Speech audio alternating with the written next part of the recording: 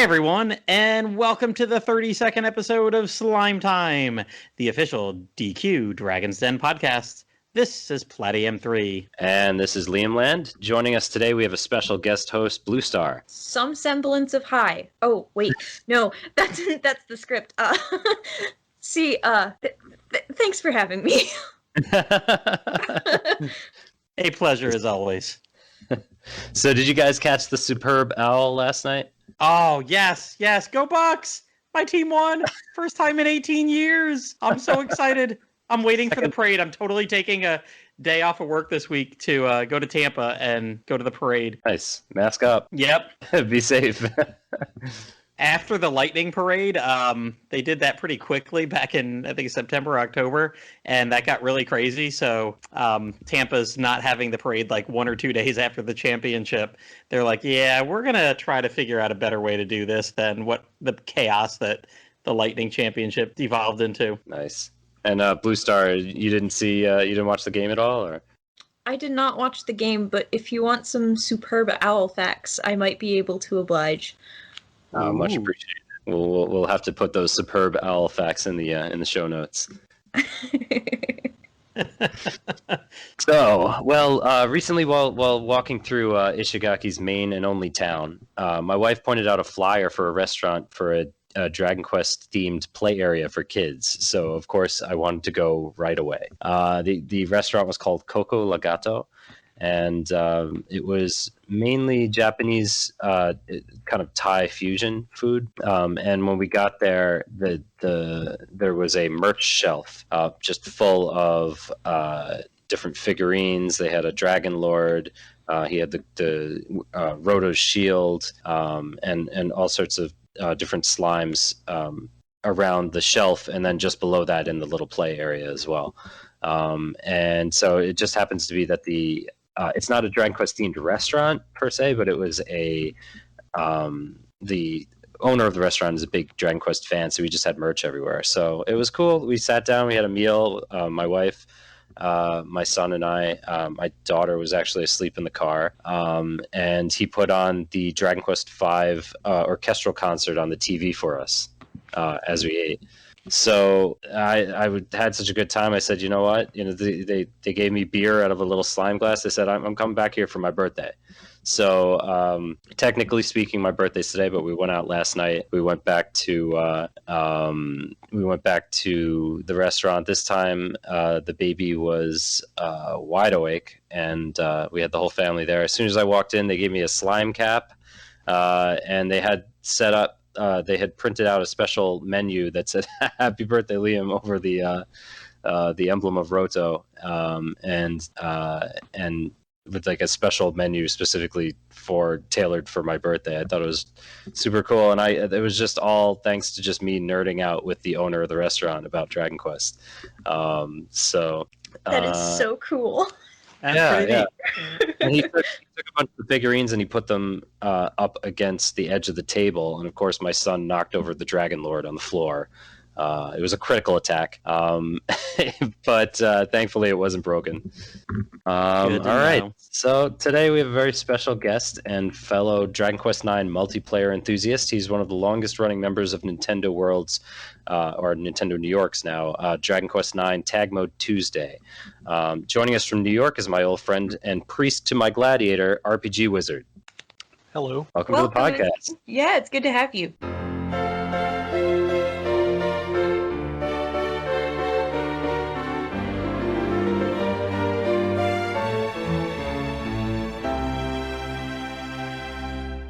That's good. Hello again. Oh, hey. That's right.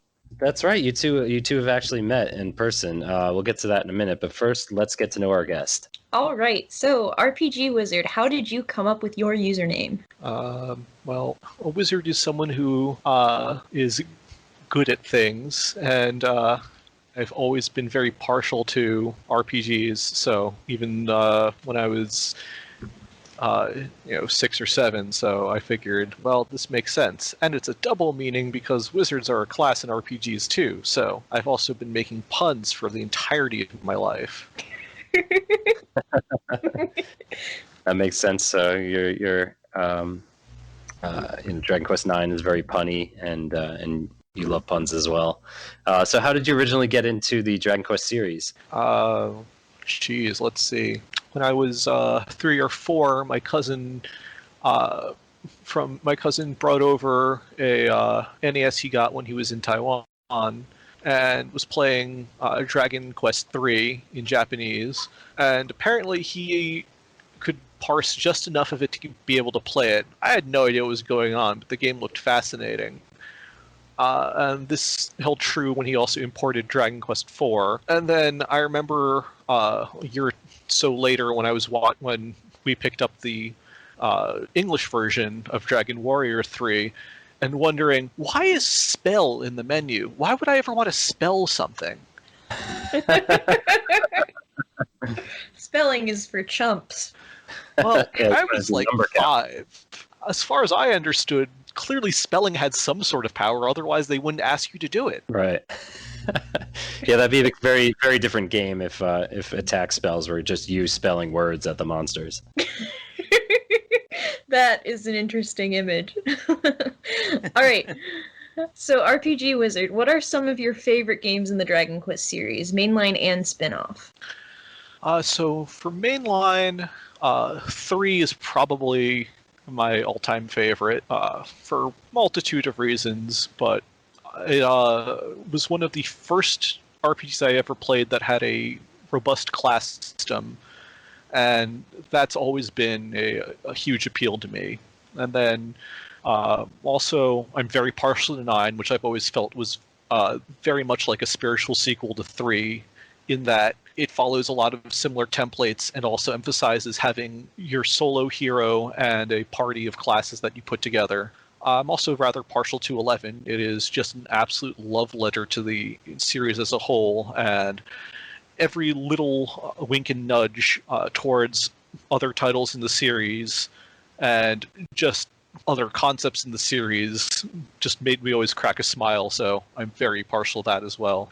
And as far as spin-offs go, Dragon Warrior Monsters will continue to own well over 200 or 300 hours of my high school life, just constantly breeding and rebreeding. I believe I still have a notepad file on a hard drive somewhere that just contains a 53-step breeding process of everything I planned to do with the few monsters I had in the farm, so maybe a little too much of a fan. Did you ever get there? Yeah, heck yeah. Oh, nice. It's never too much if you enjoy it. That's true. All right. So, do you have any favorite mechanics in Dragon Quest games, like recurring ones, like monster collecting, job classes, hitting up the casinos? So the job classes are by far one of the best aspects of the series as a whole, especially the ability to carry things over. Like 3, you could carry spells over. You could carry abilities over in 6 and 7. 9, of course, you're also carrying abilities over, and I think just the ability to change your path of life and decide, I think I'll try doing something else, has always been rather appealing. Monster collecting is great. Some games more fun than others. I will never forgive Metal Babbles for continuing to elude me in Dragon Quest V. Never. Your days are numbered. Give me that EXP. I was actually able to recruit one of those without even trying when I played it through recently on mobile. That was a huge shock to me. So it's possible. Well, now you're just bragging. I mean, it was relevant. I'm sorry.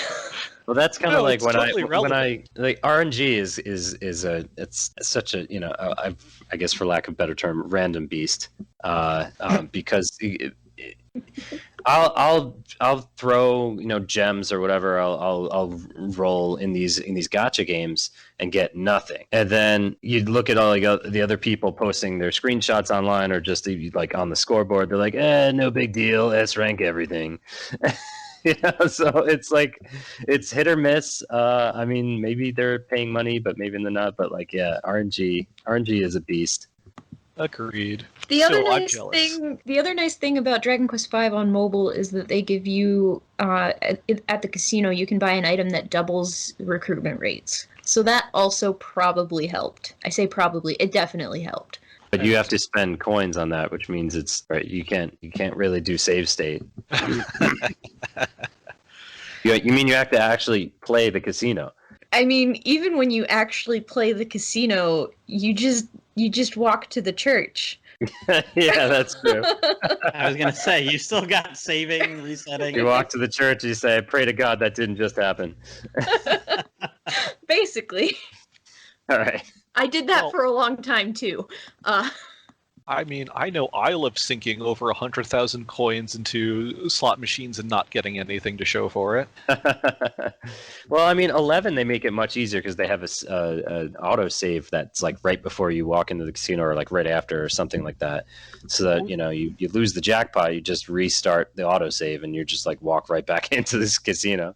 Only it worked like that in real 3D mode. Oh, okay. So it's different. Yeah, well, then maybe, I can talk about that a little later, but I've discovered that playing in 2D mode was an entirely different beast. Oh no. Well, maybe it's worth coming out of the 2D mode just for the casino. Yeah.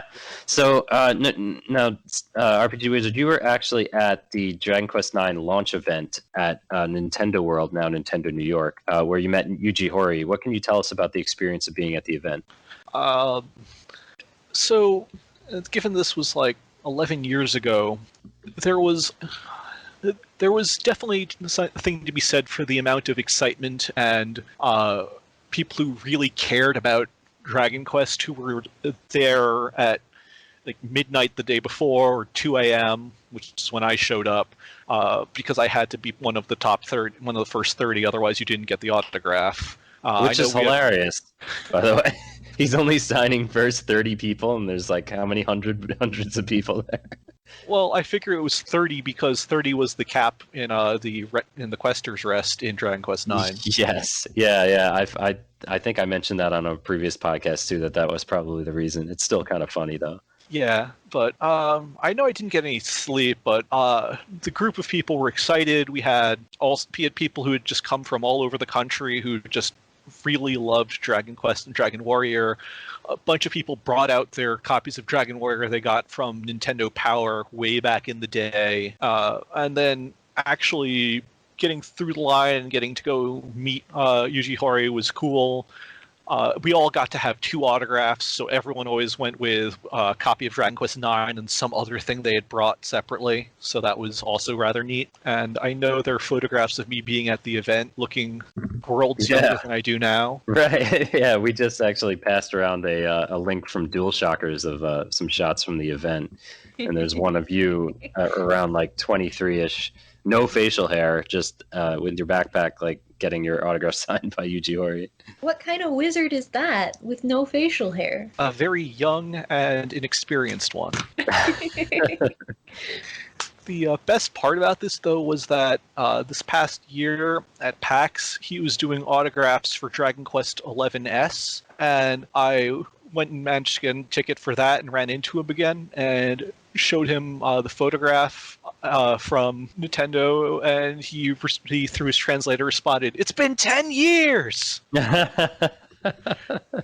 So you made him feel old. I'm sorry. All right, so let's talk some Dragon Quest IX multiplayer. Does anyone want to start with RPG Wizard? Do you want to start with your first memory? I mean, or favorite memory?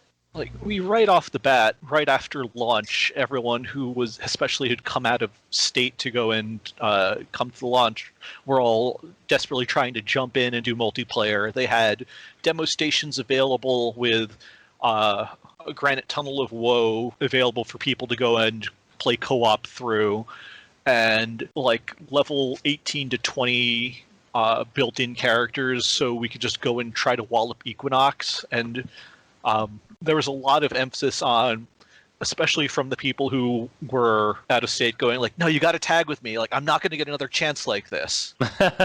And they were right. Unfortunately, they were. So I one of my favorite memories from just the meetups is just actually this was the first time I was meeting Dragon Quest fans in person. Never before. I mean, there was I almost met up with someone to tag monster medals in Dragon Warrior 3 for Game Boy Color, but then it didn't work out. So this was officially the first time since my first time playing Dragon Warrior in 1989. So like first time in roughly like 20 years that I was actually meeting other Dragon Quest fans in person in real life. How about you, Bluestar? So my multiplayer experience is not nearly as structured as actually going to Nintendo New York. Reading all of your notes, I kind of feel like a hillbilly living out in the middle of nowhere. So my multiplayer. Sorry, what? I was going to say then it's amazing that you even have multiplayer experience living outside of a city. It is, and that's mostly because I have a brother who I can drag into playing many, many, many hours of one thing for a very long time. And I also was able to drag my best friend into it. So it was me, my brother, and my best friend, and we collectively, I think, had about 200 hours in multiplayer. And we weren't super competitive with the legacy bosses. I think I checked my save this afternoon, and the highest legacy boss map I have is Baramos level 2. I know, I'm definitely a force to be reckoned with. But we went spelunking in dungeons all the time. So that was most of what we do. I think my mom would babysit my friend after school until her parents got home from work, and so the three of us would just all play on our DS for hours and hours and hours, just going through dungeons, running through, hey, I found a treasure chest, and then everybody tries to scramble over to where the treasure chest is, and inevitably we get into a battle with some really hard monsters. People die, there are coffins laying around, waiting for people to come zing. It was a lot of fun, and it was a huge part of my childhood.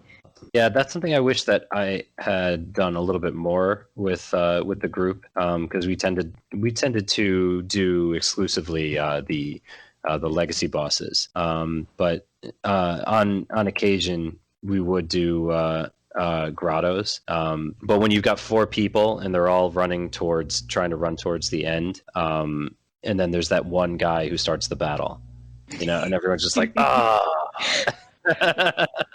When you're trying to avoid monsters to speed to the end. Well, you see, it's fun casting Vanish and sneaking around the monsters and, like, waiting for them to pass through the narrow parts of the hallway and, say, the Ruins dungeon. But it's even more fun when you can yell at your friend for starting the battle. The pro strat was obviously just get to a different floor. That way you weren't dragged into the battle. Yeah. Well, also, I think if you're on the same floor but you were far enough away, you could. Yeah. It But was then definitely a distance thing. Yeah, and then if you were with someone under leveled, they'd be like, little help. Come back and find my coffin. Just haul up 4 or 5 floors going like, okay, where are you? Why'd you make that turn? I have the map already. I have the map already pulled out for you. I've completed this grotto. Why are you going off in this corner? There's nothing here. I don't remember why, but I think I have some memories of us, like, the entire party wiped, and then the host comes back and tries to, like, find the coffins and revive everybody. Is there a reason we did that to keep from losing gold or something? I don't. Does that work that way? I don't necessarily remember.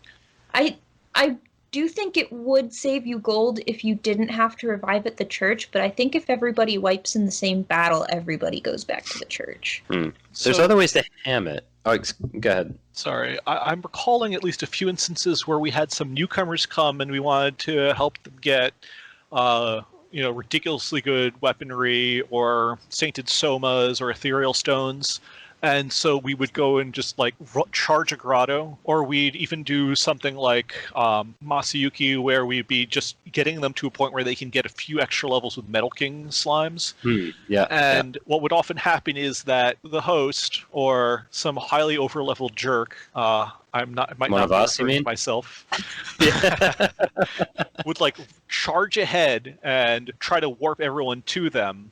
And then oftentimes, while the newcomer would try to make their way through, they'd get, brutally mangled, and then others would jump in to help. And on certain maps, you'd get things like just gem slimes dropping lasers and just wiping the rest of the party, and the host comes back and goes, all right, hang on, I'm coming back up here to revive all of you. Stick with me this time. I know we had at least a few of those experiences because sometimes the newcomer didn't want to play the legacy boss, but they wanted to actually get a chance at trying out the new swag or getting the map cleared on their save, so that they would have the whole thing already pre-mapped for them in the future. Gotcha. Yeah, I don't. Platty, do you remember? Because you came to New York one time and met up with us, and that was the first time, and actually the last time I saw you in person. Do you remember what we fought? We fought one legacy boss. I that's all I remember doing. It took me a while to figure out how to do some multiplayer stuff, and I only had a level 99 paladin, so that was my class. That's great. And yeah, that's great. What's the thing that I cast so we didn't all get hurt? Forbearance? Night Watch and Forbearance combo. Yep, I think that was pretty much what I did. That was the sum total of my experience, but that was cool. Was multiplayer too much menuing for you, Platty? I don't understand the question because I don't know what you mean by menu. Like that's something at a restaurant. We don't go to restaurants now with the pandemic. What's a restaurant? What's a restaurant? So the personalities of the group helps to add flair to the party that's missing, I think, from the party members in the story mode, where in one player you've got just these silent protagonist characters who even disappear during any of the cutscenes. I often think of many people who dislike the game without appreciating the versatility of it, and that many people were unable to take advantage of the multiplayer, which really makes this game ahead of its time.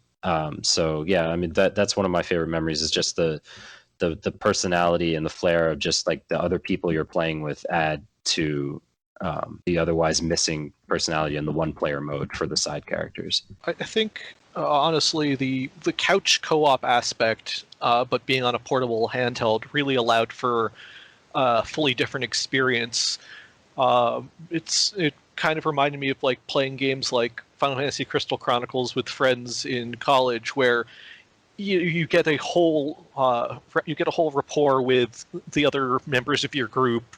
Everyone knows what they're doing or how to screw things up in a hilarious and drastic manner. And the fact that Dragon Quest IX lets you bring that around with you was really great. Couch co-op is underrated. Very much so. With young kids, I love having couch co-op on games. But yeah, RPG Wizard, you just reminded me of, you said everyone knows what they're doing, and that's true. But we still communicate to one another and say like, hey, can you do this or can you do that? And I don't know if you were taking it personally or if you were kidding, but I would be like, hey, can you get healed next round? And you just yelled back, don't tell me how to priest. And I still don't know if you were kidding or not. The answer to your question is yes. I was totally kidding and serious. Don't tell me how to priest. I'll drop an Omni Heal when it's the right time to drop an Omni Heal. Good to know. How about you guys? Any other favorite memories? So I don't know if anybody else had this kind of experience, but I definitely had some spawns that would not regenerate no matter how long I waited or how hard I tried. So I definitely snuck away while playing in my brother's world to go steal his spawns. Specifically, Brighton Rocks did not like me in my world. But my brother had oodles, so he won't even notice they're gone if I just take some.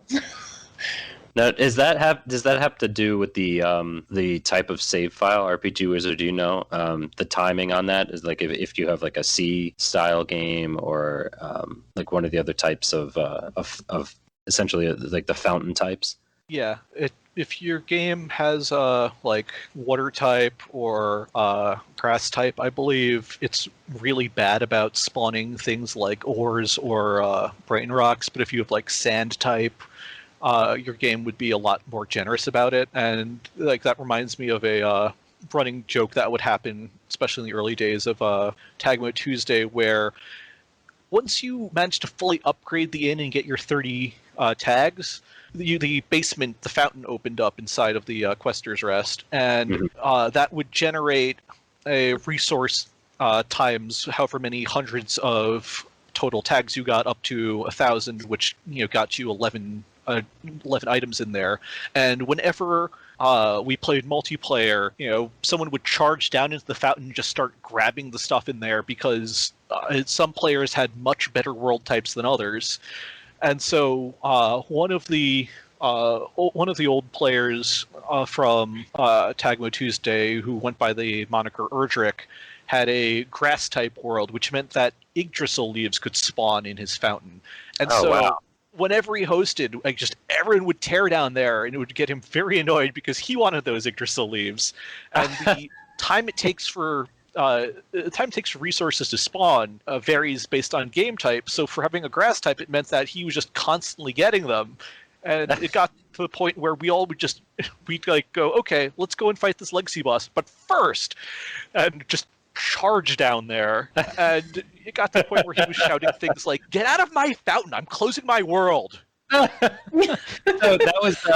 that was Destructor 526, right? Yes, that was indeed. Yeah. 526. Yeah, so he was one of the original hosts of Slime Time in the first iteration of it. So you may know him as the guy who knew a lot about the statistics. But yeah, that's I do remember that, him getting really pissed off at that, and also what was it, Claptrap? So you could Claptrap combo, and there was either a really high max or no max, and the Claptrap is basically just slapping in the face. so you could combo it 4 times. So if everybody did it, so we'd be in a battle against, let's say, Dragon Lord, and everyone except for him would do the Claptrap, and he would just get so pissed off that it was such a cheap way to win a battle against the legacy boss, to just go up and slapping it in the face. I mean, it wasn't very efficient. It was kind of goofy, but the damage cap on Claptrap was 9,999. Nothing else we did had that cap. Falcon slashing is just 1,999. So yeah, you could get a bunch of them, but you could just Claptrap combo. Everyone goes in and high fives the boss in the face, and frustrated him endlessly, just because it felt. I guess part of it was we're not taking it seriously, which we weren't, and part of it was just we could do this faster if you just went and fought the boss normally. No, high five. What did the 5 fingers say to the face? Oh man, combo. I actually didn't know that different world generations was a thing, so that's actually really interesting, and I'm totally not playing my save right at this moment, and I'm curious to see what kind of world I actually have. Unfortunately, that actually can't be changed. So I think that's generated when the save file is. So you can't go in and use the save editor to adjust which type you have. Unfortunately, that's okay. I'm mostly just curious. There's actually a funny thing about that. If you jump in someone else's world, your game temporarily takes the world ID, and so the other benefit of everyone just charging Destructor or Erdrick's world was, once we left, we temporarily had a grass world ID until we rebooted our DSs. And so you can effectively borrow a world type, which means that you want to go and find a friend who has a type that you really want and just never reset. Especially in my case, because my world type is Mushroom. Yeah, I sure like having a whole bunch of Finessence and Aggressence, but that's not going to get me very far in the final in the legacy bosses. It's funny, I didn't know that. Is that the thing where does it reset with battle records, or it's basically just a hard reset is what resets it? I'm not sure whether it's a hard reset or just a quick save, quick load will refresh it. But I know that I did end up changing up the timing temporarily for a while, so I used that time to just run off to the one place where you get Yggdrasil leaves and just go, okay, every, I think it's 75 or 90 minutes, grab another one, which is much better than Mushroom Type, which I believe was like 2.5 hours before it respawned. Okay. So, all right. In theory, if you were to go in, let's say you had someone who had C-type or just something a desirable type, and you copy their save ID and you replace yours with theirs, would that change the world? I have no idea how the actual game where the game stores the world ID. You'd have to ask someone who has a better grasp of the save data. The save editor is good, but I figure it's more powerful in the hands of someone who has really broken into the game and sunk their teeth in, like say Yab or Melon GX. Okay. All right. Cool. Yeah, we'll get that to Gratis's forum or his Discord channel. Has probably the most knowledgeable Dragon Quest IX players I've ever seen. Just completely talking about stuff that I just can't even fathom. But okay, all right, cool.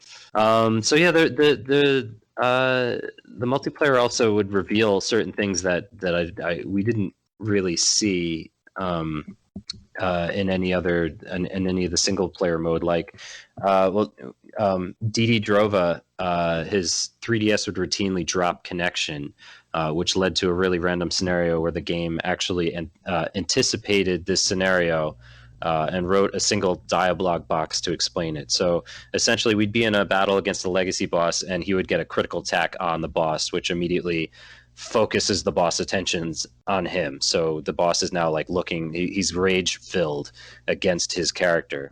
And then Drova's 3DS would just drop the connection. And then, the dialogue box would come up like, Dragon Lord's rage has extinguished from sight or something like that. But they actually had a scenario where if you're in multiplayer and the boss is focused on you and you drop, they had like a box, they had a dialogue box to explain that, which I thought was kind of interesting.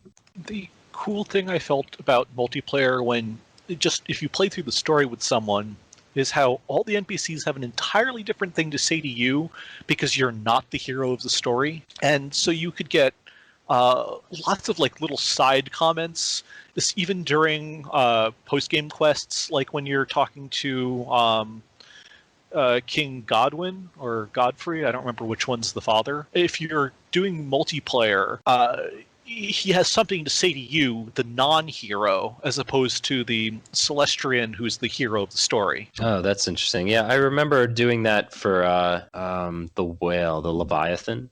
Yeah. Yeah, just going up because you're not going to generate, as the guest, you're not going to generate the battle. So you can kind of go up and just like talk to the whale before the battle actually starts. And so I think there's like a lot of script there that most players never got a chance to see, but just almost every NPC almost every boss had like something to say to you as just like this non-hero going and bothering them.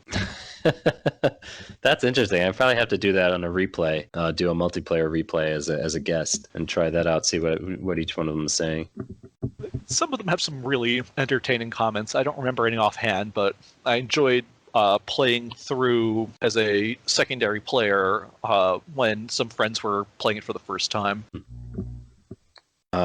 So yeah, I learned a lot from actually playing with you guys, and not just the different strategies and everything, but just how to not just about the game, but how to game the system in certain cases. Because you guys would show up to Nintendo World with little scales, and you'd be weighing the Pokemon cards there. And I said, "What are you doing with that? Like, why are you doing that?" And you had this whole system where you could tell if one of the aluminum cards was in there. I think that was all Deca Blue, but I believe this is not true anymore. But it used to be that the holographic foil cards were slightly heavier, and so he'd bring in like a jeweler's scale.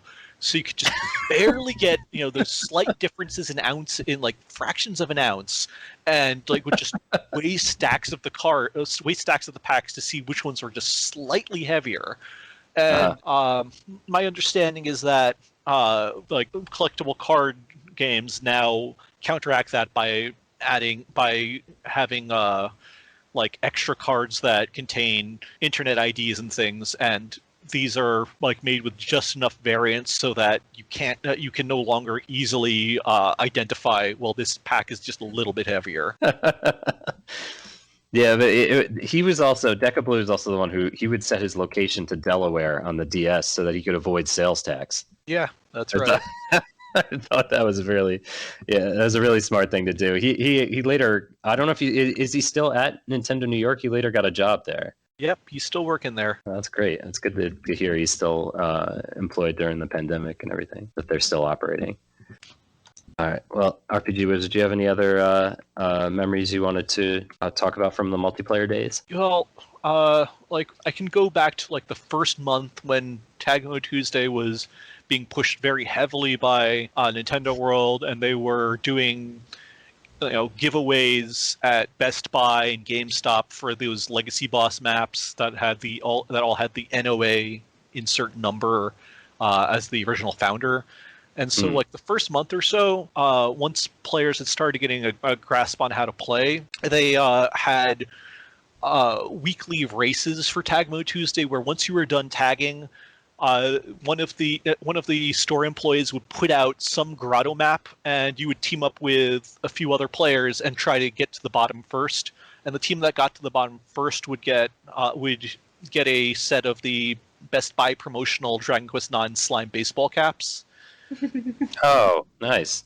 And like those are super hard to find nowadays, but yeah, that was how I got mine. And I know a few of the players, like Alchemist and Erdrick or Destructor, won several weeks in a row, to the point where the staff got a good idea of, all right, these jerks are going to completely spoil the races for everyone else here. So, so first they proclaimed, like, okay, you're not allowed to team up. You have to do the run solo.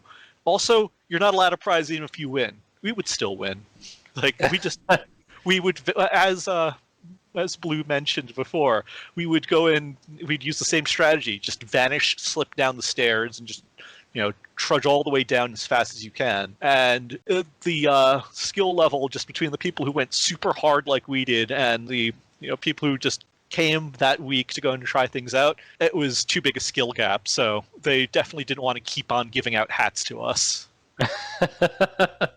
And then another thing that happened, I know, was like within the second or third week, very soon after the game came out, someone had like action replayed a Japanese save file onto their game, complete with the desired maps of Masayuki and the Kawasaki Locker and a bunch of other, maps that are at this point famous and are mimetic. And they would go in, and so they just, started tagging them out and going like, yeah, this map is really important. It's really big in Japan. And so that set a early precedent for, you come to Tag Mode Tuesday, we give you the good maps. Like, that's what we're here for. And just as a random side, we also found out that when a Japanese save file tagged an English save file, it would attempt some form of transliterating the name. It wouldn't be accurate, but there was some mapping between the Japanese name and the name that showed up when we tagged it. But that's actually possible? Yes, you can tag. You cannot play multiplayer with different regions, but you can but you can tag. And so that's how the maps got over. I don't know what the save file was, but I know that they showed up on our games as RAN, RAN. But when we tagged them back, no matter what we put in, it would just be Ego-san, which is like English speaker person.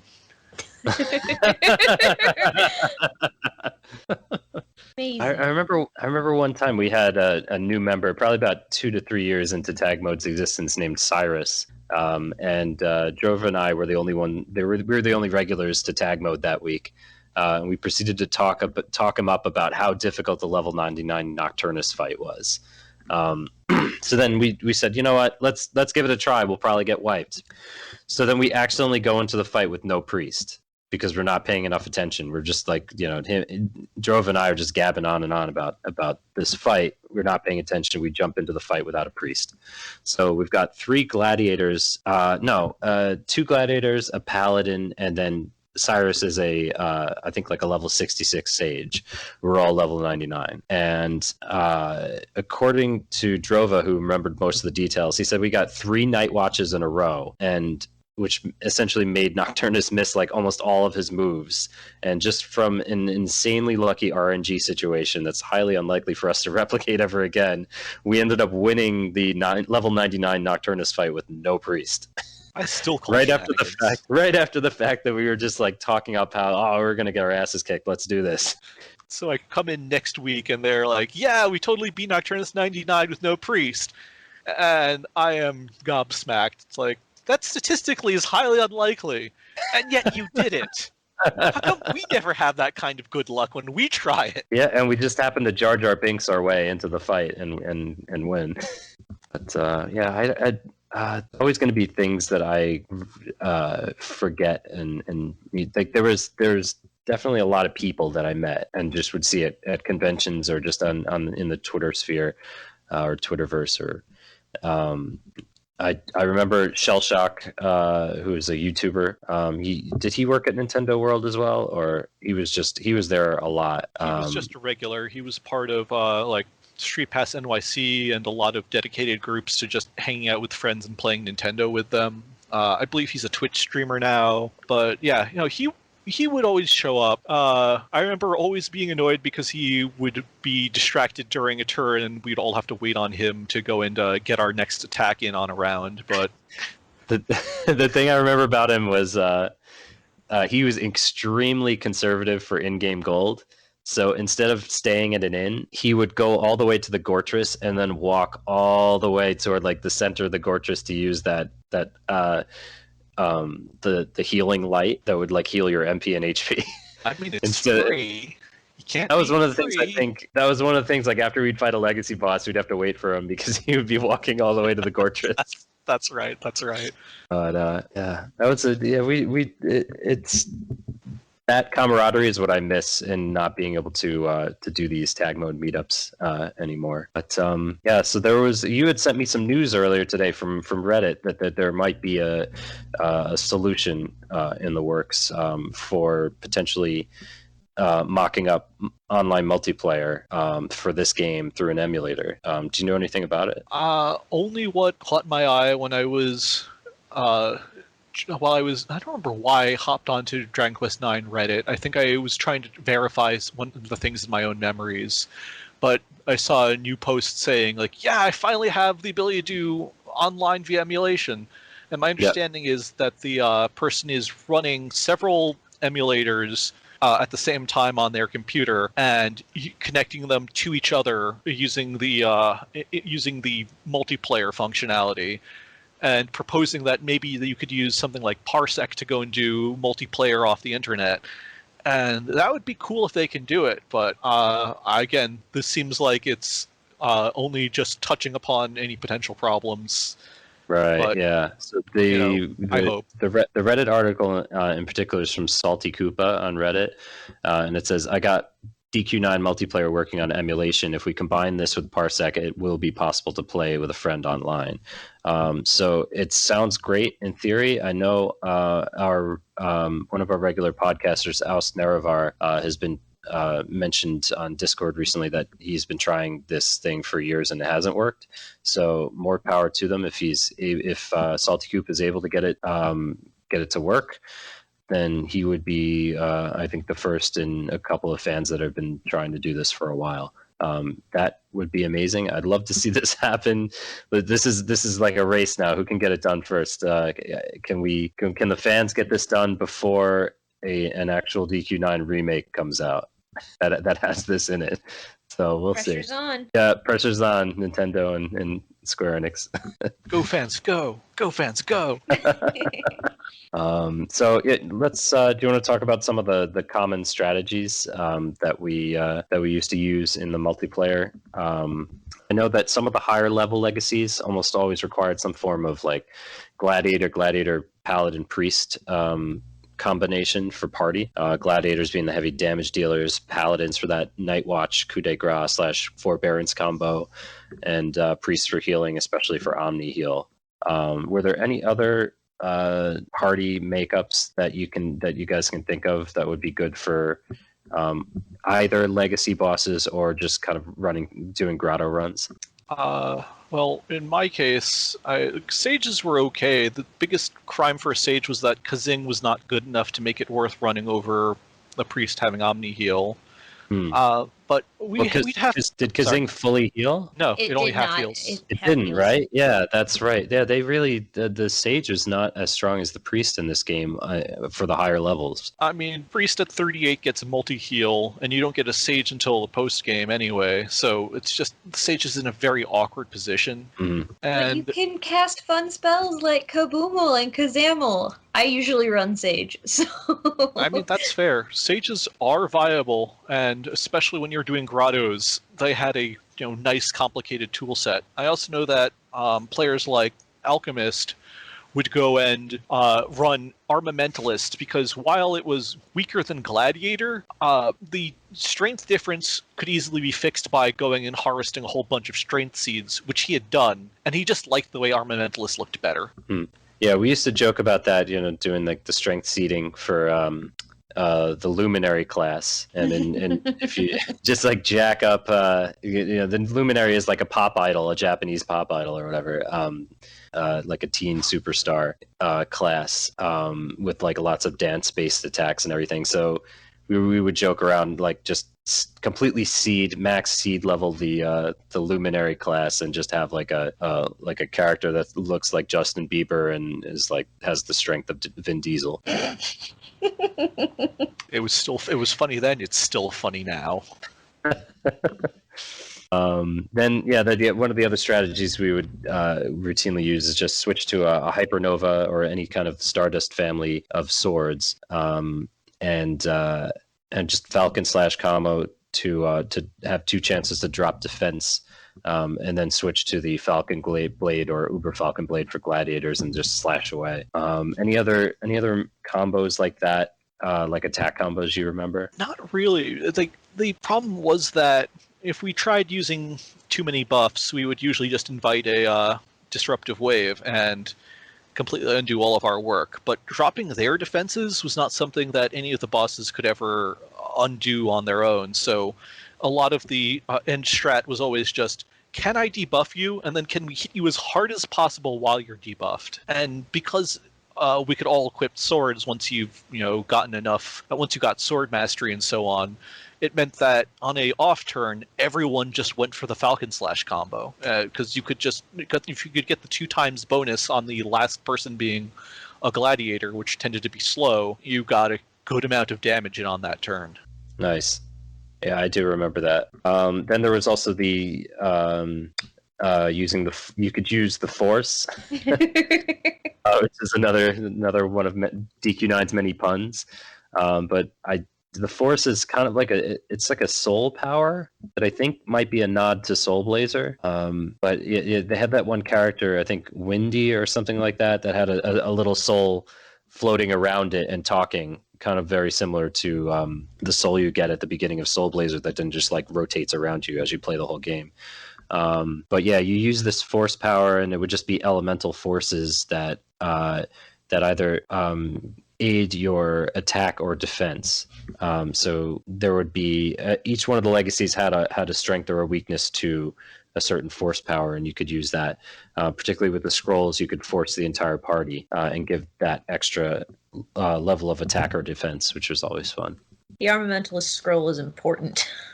Yes, definitely. The scroll is possibly the second, if not the first, most important scroll in the game. What's the first? The shield scroll for blocking critical. The shield is debatably more important, but a bunch of the legacy bosses had ways to do crits to get around it. Like Orgo Nimir could do a fly swat, which was not technically a crit, and same with Mortimer or Rapthorn, just kind of smashing you with their fist, which again, high damage like a crit, but not technically a crit.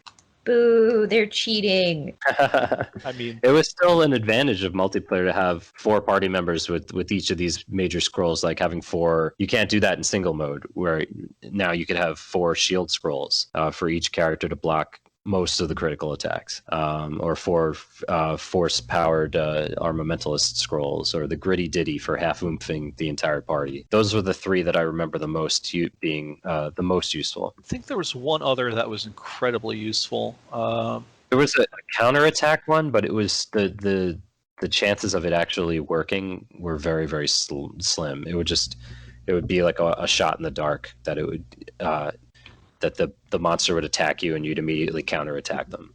Yeah, that was the Warriors Workbook, but the Warriors Workbook was still very useful to have, especially on every member of the party, because it also counted as an evade. So you still got out of taking any damage when you did the counter. So while you had low chance of doing it and low amount of damage output, you still got away without taking anything, and that made it super worthwhile.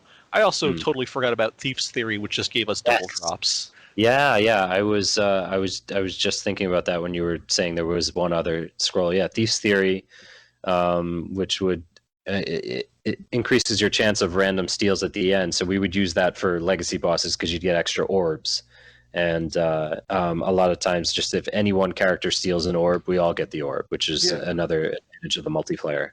Yeah, the fact that everyone got all drops in a battle in multiplayer meant you could also get multiples of like one-time items in a game, because you would just play, if you played multiplayer and you fought Godwin and he dropped his staff, that's the only time in the game you'll get one of those. But if you're playing multiplayer, then the person tagging along also gets one, so you could get more than one like that. And because the Thief's Theory scroll was an additional attempt at getting a drop for each person who had it, it meant that whenever we fought legacy bosses, that's, instead of it being one shot at a drop, it's 5 shots at each drop attempt. So it made getting orbs so much easier. Why was it 5?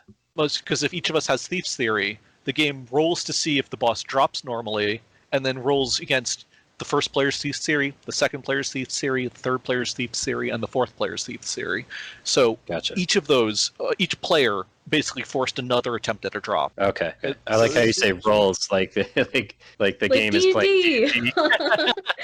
So I actually have the game open right now, and I'm looking through my scrolls. I'm partial to the Sage's Scripture, which gives you access to the Tucus Pocus ability that echoes your spells. I used that to absolutely decimate Malroth, who was weak to Zam. That was fun. That was probably the legacy boss that I fought the most, just because I could destroy him. It was fun. Could you use that with the magic burst, or would that not make sense? Because like the first casting of magic burst would actually get rid of your MP. That isn't the problem. Your second casting does nothing. You don't have the MP for it. Right. Yeah. Okay. That's what I was curious about. Yeah, because it's based on how much you spend. So it's not an echo. It would just be double casting. Yeah. Gotcha. Like, Tucus Pocus was really nice. It just has the same problem that Gritty Ditty does, which is you get enough buffs and the boss goes, I think you need a freezing wave. Yeah. Disruptive wave. Yeah, that's fair. I'm also looking at this martial artists manual. Lets you take tension from battle to battle. So if everybody has that, you could all theoretically enter a boss battle at 100 tension. Unfortunately, it drops tension by 1 tier once you finish the battle. Really? So the best you could do is enter a battle with 50 tension, which is good. Okay. But it's not the same thing as the utter bustedness that is 100 tension. Dang. Gladiator's Guide lets you perform 2 hits per turn sometimes, which seems kind of fun. Only on attack, though. Yeah. Mage's Manual is weakening wave ability, so that might be good for a debuff. Priest's Primer is Wave of Relief, which is get rid of status effects, right? It gets rid of everybody's status effects. Yeah, but you only have a certain number of scrolls that you can take in because your inventory is limited.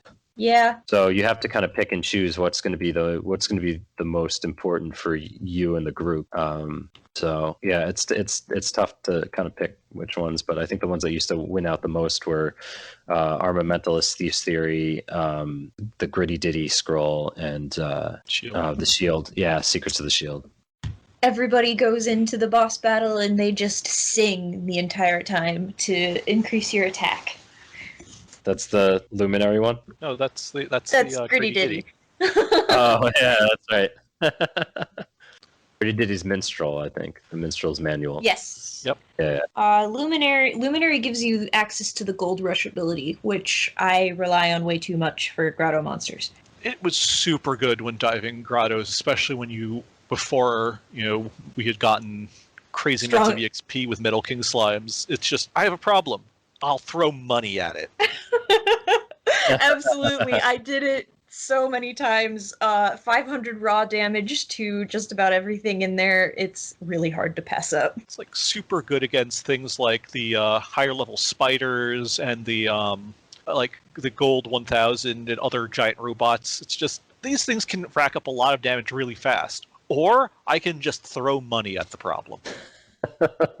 Like, it's a good strat. I don't remember using that one too much in multiplayer, but I remember occasionally we had Deca Blue, who was our White Tux Paladin.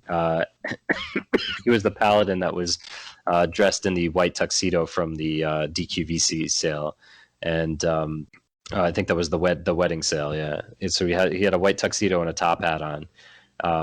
Which never got dirty, no matter how many battles he fought. Amazing! What kind of detergent does he use? It's got to be Tide.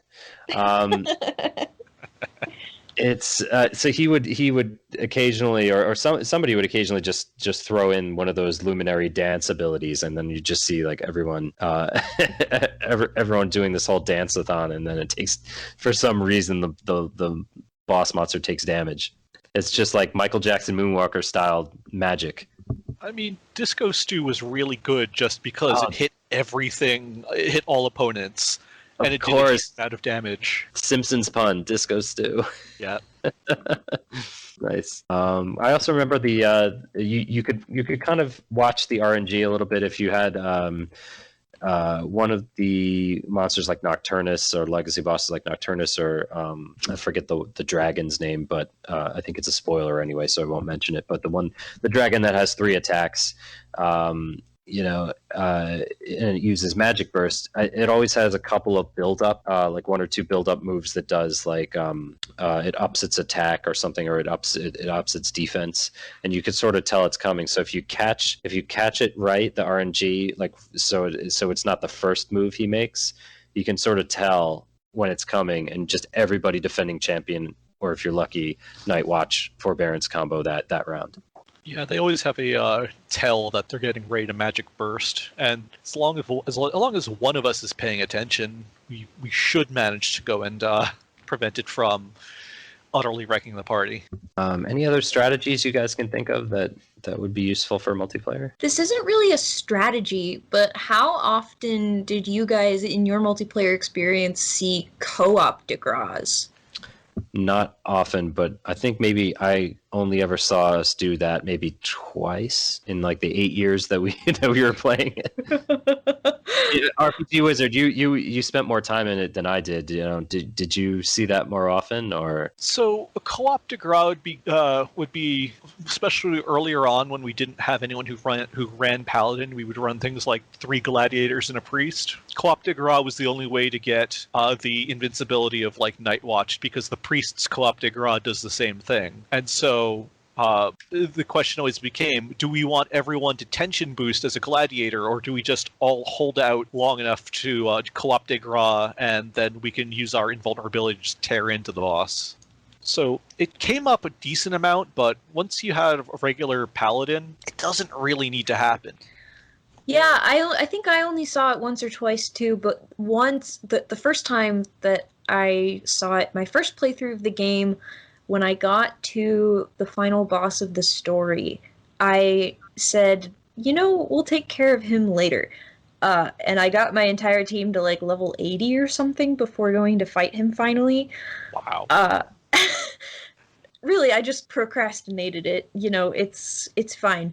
But while I was fighting him, I got the co-op Degra like halfway through the fight or something, and he was really easy, but I didn't know that was a thing. So I'm sitting here in this like epic battle, and I actually killed him with, I think, I don't remember what it was, maybe Quadra Slash was the co-op Degra that I used, but it was a very satisfying kill of the last boss.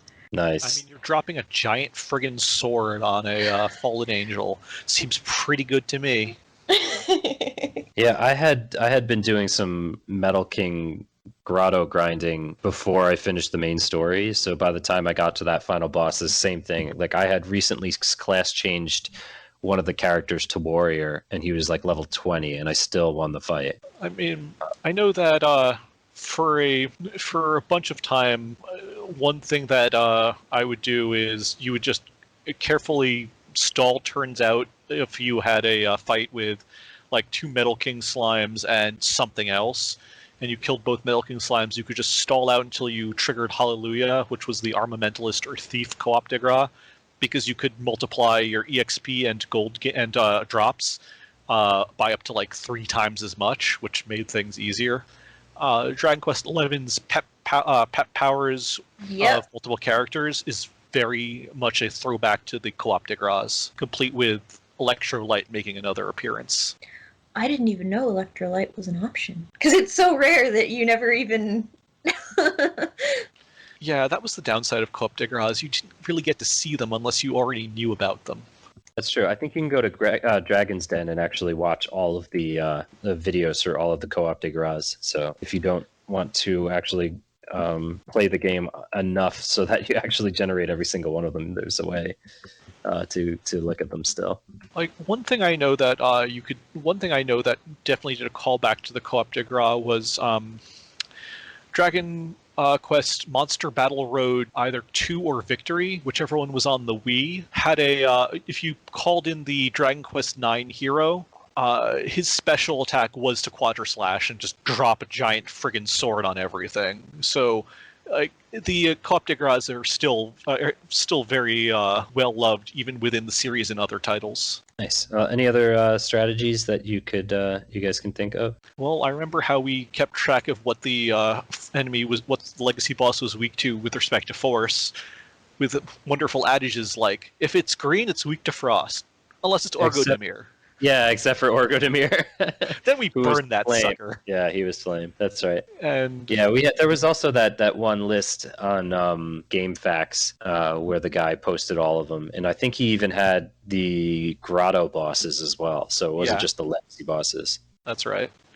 And I also remember that just discussion of how bad the legacy bosses at 99 could get. They're just like if we were to like break them into tiers, there's like the 3 killers who are just the absolute hardest bosses, unless you have absolutely ridiculous luck fluke experiences. Then okay, but like Nocturnus, S. Stark, and Dragon Lord were just the absolute worst. They had huge amounts of damage. They got. They made use of their 3 terms very effectively, and they had plenty of elemental coverage, and that just made them at 99. You had to really carefully plan out your fight with them. And then if you were to go, slightly less ridiculous, you'd have ones like Zoma or Malroth, who just again tore through you as quickly as possible. And like you had to learn strategies for how to handle each of these bosses. Like Mortimer especially was, because you could knock out his hands and then face him as you continued the fight, it just got easier. Right. Well, you had to knock out the I think it was the left hand, or his left hand, stage left, because that was the one that casts Kazing on the other parts. Yep. That is and what I think it is in actual Dragon Quest VI. Yeah. I was just going to say that. I think that's the same strategy they took from the actual game. I mean, that's the point of the legacy boss. Lots of callbacks. Yeah, I definitely have beaten legacy bosses way more than I've beaten Dragon Quest games with these bosses in them. So it's kind of funny to go back and beat some of these old games and be like, oh, it's that guy from Dragon Quest IX, even though I played through those games first. Yeah. And I love how they take the music. I mentioned this in the last podcast we did about the story mode, but I love how they would when you go into the legacy boss fights, they actually have the music that's from their game, like the final boss music. I believe I recall you complaining that one of them did not have the correct theme. I thought I actually remember you complaining about that, but it's entirely possible. I just don't remember which one it was. Maybe it was Baramos or Zoma. I don't remember. I'm just grasping at straws here. I don't remember, but I remember you being distinctly annoyed about it because you really loved the individual boss themes, and you felt that they totally missed out on their chance to make use of yet another excellent theme. I guess that sounds like me. Yeah, eventually we're gonna do Platty's not big on the music, so we're gonna do one probably with me and Pendy about just all the different themes and stuff, and Koichi Sugiyama music. But yeah, that's something that I'm a huge fan of, just like all the soundtracks. Even if I don't like, let's say, the repetitiveness of some of the soundtracks, if you're playing it in game, I'll often put a soundtrack on in the background, like the orchestral version, and just play with the sound off that way. I mean, that sounds good to me. And I'll argue that actually Dragon Quest VI, the Super Famicom version, sounds excellent. I like the soundtrack, the in-game soundtrack. Somehow I find the tones are like even richer than the DS version and the mobile version. There's something about it that it's hard to explain, but if you ever have a chance to go listen to that original soundtrack, give it a shot sometime. Sounds good to me. I will definitely check that out. Anybody else? The only last thing I would think to mention is the skill trees in this game. Just pumping everything into those base classes so you get those boosts. I mean, that was how I was able to tackle that final boss in the game with a level 20 warrior. Because he was jacked up with all of these stat boosts from the classes. And that can be a little bit hard because when you first start the game, you want to pump your skill trees for the weapons. But it's actually better to do, like, pick one weapon maybe per character and then do the rest, dump it into the base level classes for those boosts. Yeah, each character level 1 to level 99 gets 200 skill points, I believe, and I think you can get to 100 on, say, your base class skill by level 39. 38. I want to say 38. Yeah, It's 38 or 39. That's definitely right. Yeah, no, I remember it being 38 to get to 100, and then all the rest to get and like to the rest it trickles out slowly. Yeah, so I think you can max almost everyone. If you went every class to 99, you could get almost every skill tree except for maybe like one or two. Yeah, so but then you just have to revocate once or twice, and then you can get them. Yeah, so there's 12 weapon skill trees and 12 class skill trees and 12 classes. So if you do one weapon and one class skill tree for each class, you get everything except for shields and fisticuffs. So you really only need to revocate once on one vocation in order to max everyone's skills. Yeah, but you want shields though. I mean, okay, you could skip something like boomerangs instead of shields, but yeah. I mean, on replays, I actually didn't even bother with some of like fisticuffs or like, because that just clutters up your ability list, and then you can't undo that with the save editor. I tried to like uncheck some stuff. So it's great if you want all the accolades, that's fine. But like when you're in battle and you now have to scroll through like 44 all of pages of abilities. Yeah. All of these abilities for weapons you don't have equipped at the time, or probably won't.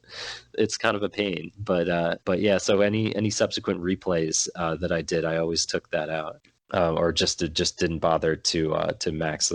I did usually swords, spears for the thunder thrust ability, and then shields, and then all the base level classes. And that's like, I guess, the fastest way to max everything you need. But yeah, we used to talk about this too, because I used to be a Hatchet Man guy, and I was just like, yeah, that's for some reason it feels like that connects more than Thunder Thrust, which is complete bogus. That's like that's not a thing. They're the exact same 50-50 crit or miss attack. But RPG Wizard was like, actually the animation is slightly shorter by like a fraction of a second maybe for Thunder Thrust, so that like ultimately it's like you can cast more Thunder Thrusts than Hatchet Man. Hatchet Man is actually technically slightly slower by a fraction, so it makes more sense to do Thunder Thrust than it does Hatchet Man. So that that essentially won out, and then I had to admit to myself, yeah, it's not more effective. It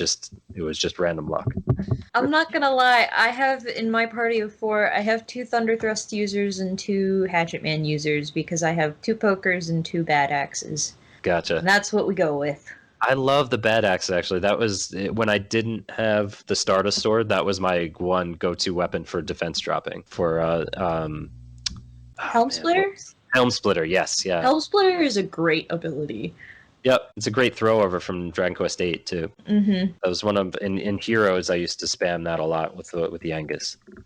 Anything that lowers the enemy's defense is great because he can't Frigid Wave to get rid of it. Yeah. Sure. You make me sound like such a pedant, by the way. You're not wrong, but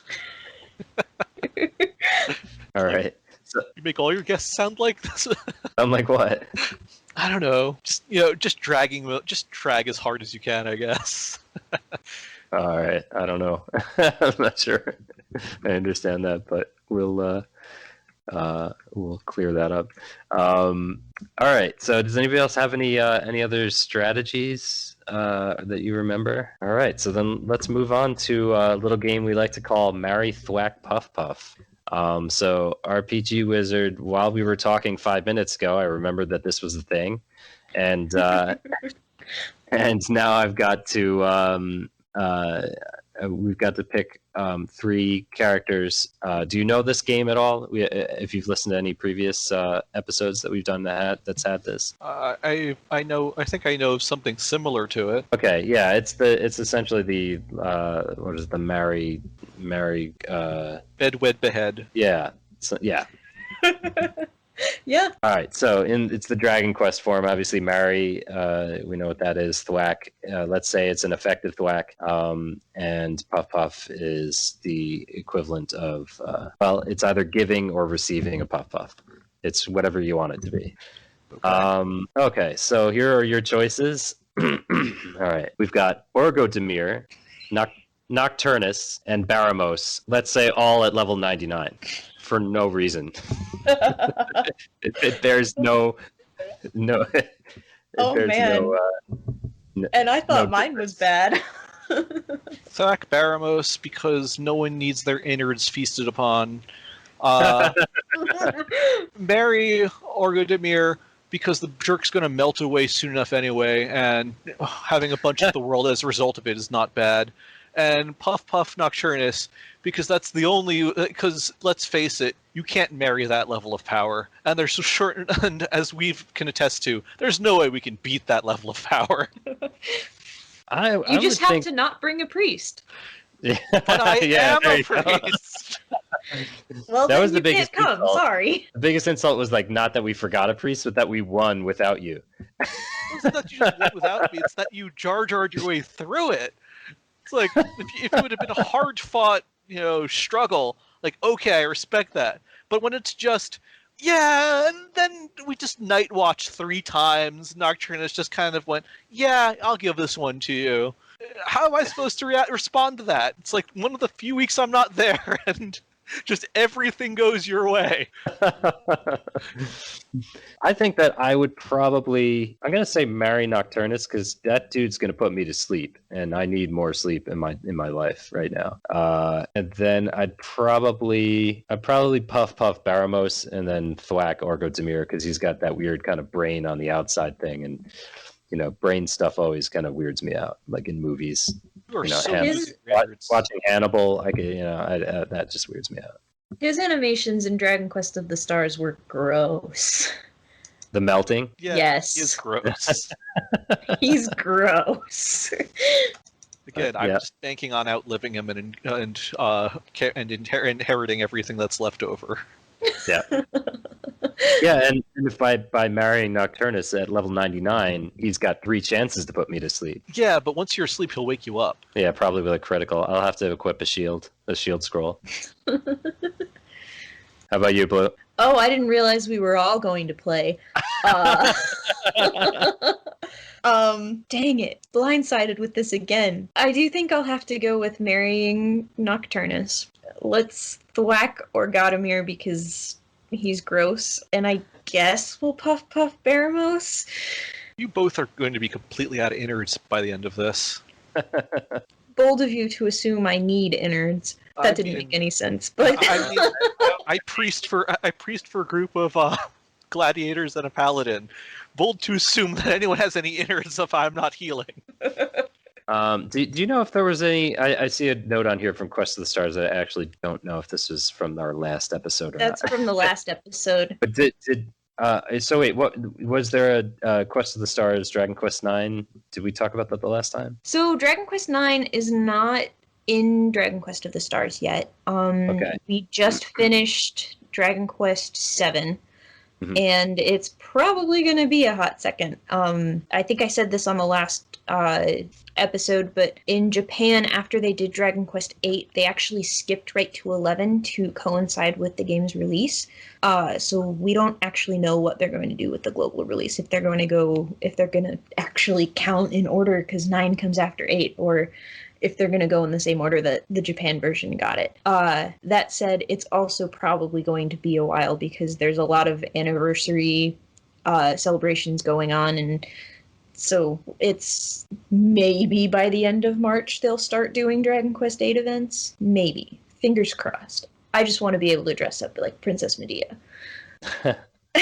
I'm surprised they actually didn't do more of an homage to 9 so far, because it's just they took the whole design from 9 and kind of spiced it up a little bit for Quest of the Stars. I mean, the problem is that 9 does not have a cast to play around with, and so unlike when they were doing, say, 4 or 5, you had a whole cast to have little side story adventures with.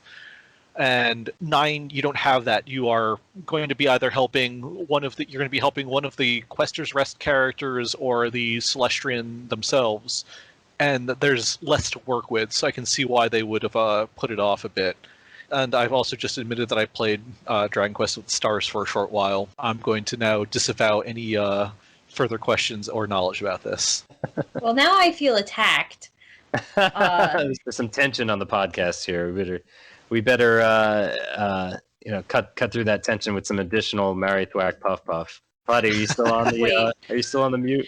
I completely missed who you're thwacking or puff puffing. Okay, yeah, let's go back to we were talking about Orgodemir, Nocturnus, and Baramos at level 99. All right. Geez, isn't Nocturnus like his body's not all together? No, that was Mortimer. Nocturnus. Mortimer. Nocturnus is the big dude with like jacked muscles and abs, and he takes a lot of crotch damage. Where's a But thought? Isn't he the reskin of, was it Duran? Yeah, Yep. he's the Duran recolor. All right, I'll marry that guy. He seems like he's got it going on. Join the club. Yeah, Orgodemir, that guy was always weird looking, and I thought I heard Liam saying something about the brain. So thwack that. Yeah. And Baramos has got some curves to him. He's definitely full figured. Yeah, that's all those energies he's feasting on. Yes. So we'll it might be disastrous, but I'll take the puff from Ramos.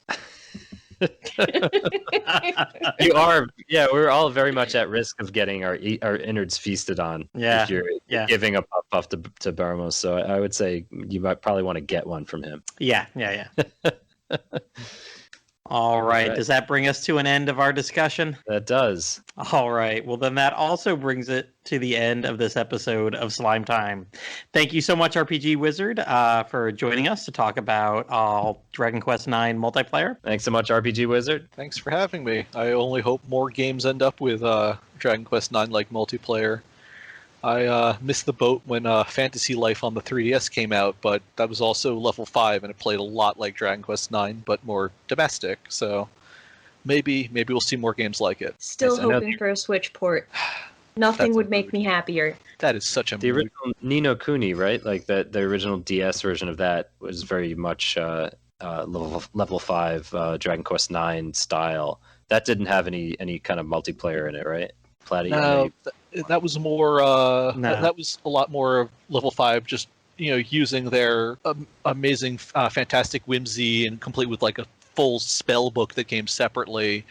and a bit more monster catchery than Dragon Quest IX's allies who aren't really there. But Visually, it was quite similar, I would have to say. yeah, like the maps and everything. Mhm. Although I think the sound, the music in it was almost like perfectly orchestrated, or like it was very orchestral and not very synth like. So that's one of the things. Like I played it about a year ago, and I was like, wow, I can't believe this came out a year after Dragon Quest IX, or like around the same time. But like the music's is way way better. The quality just kind of makes you think what an HD remake of Dragon Quest IX would be like. Hint hint. Hint hint. Square Enix.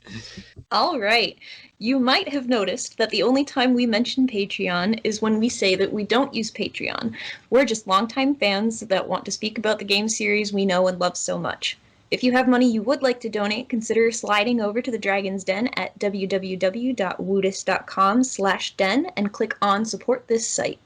Woodus has owned and maintained the Dragon's Den DQ fan site for over 20 years and would appreciate any donation. Or you can use his Amazon affiliate link to make any purchases, especially ordering new Dragon Quest XI S ports, and a small fraction of the sale will go to support the Den. And if you are an advertiser and you're looking for a great new podcast to spend lots of your extra money that you didn't spend on the Super Bowl ad revenue on, reach out to us at slimetimepodcast@gmail.com. Please use the actual email address and not the wrong one.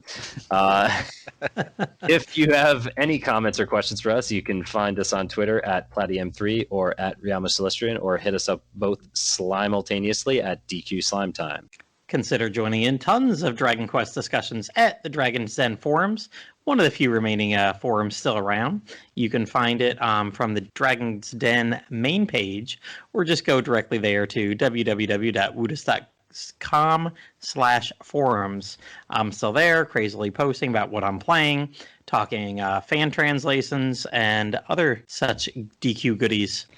Or come hang out with me and King Slime Bururian and tons of other rabid Dragon Quest fans on the more official everyday Dragon's Den Discord server. Yes, we'd like to thank everyone that has made this possible, like Brian, aka Woodus, for his support of the series and this podcast and keeping the Dragon's Den's lights on for decades. And thanks to Amanda Lepre and the Descendants of Erdrick for allowing us to use their music for our podcast. Descendants of Erdrick is a video game tribute band from Austin, Texas. Check them out in their most recent album, Advent, at www.descendantsoferdrick.com or on Twitter at D of Erdrick. And check out Amanda Lepre streaming on Twitch. Our thanks to Dwayne Bullock, our wonderful graphic artist and Dragon Quest fan, for making the awesome artwork cover for this podcast. Dwayne was on the original iteration of the Slime Time podcast and many of our episodes. You can check out more of his work at Dwayne Art on Instagram or his website at dwaynebullocart.bigcartel.com. And if you're looking for more Dragon Quest Slime Time, check out our earlier episodes on Dragon's Den, Anchor FM, iTunes, Spotify, YouTube, and more. Bye, everyone. Dragon Quest Slime Time, sliming off.